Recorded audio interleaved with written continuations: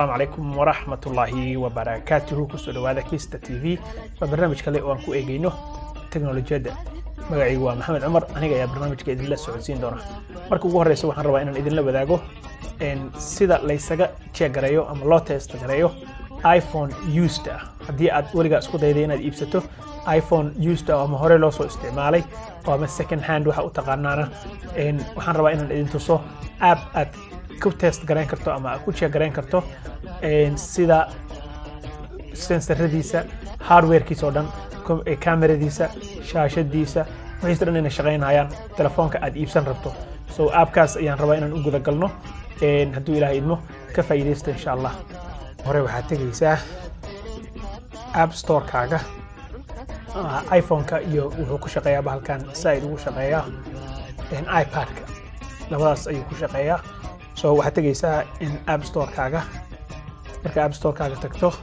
waxaad raadinaysaa app la dhaho test oo testiga imtixaanka oo kale ah M app la dhaha raadinaysaa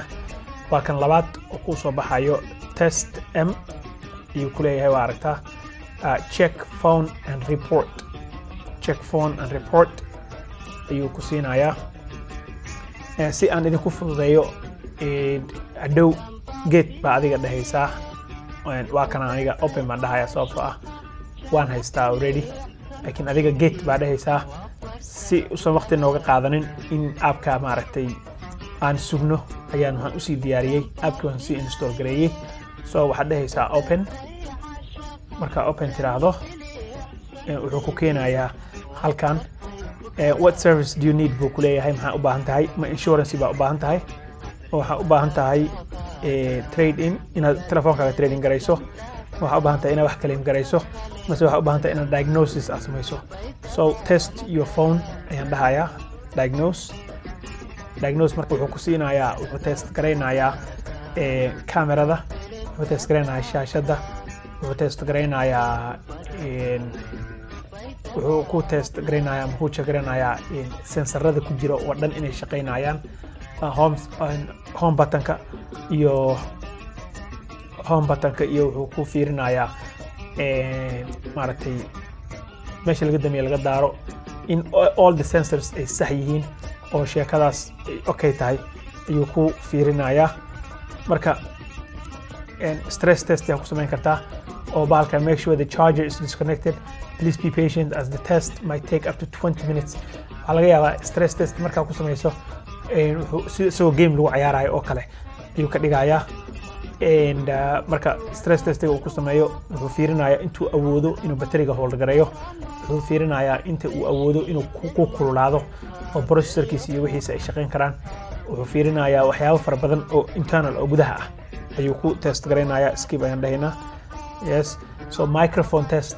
wataan inii sheegaaye wuxuu test garaynayaa saying hello clearly into your phone adoo ka fog ayaa waxaad dhahaysaa hello siduu u shaqaynayo microphonekiisa in sidii new ahaa markii uu new ahaa u shaqaynaya in kale uu ku sheegaya isagana waan skip garaynaynaa wuxuu ku fiirinayaa front camera ayuu ku test garaynayaa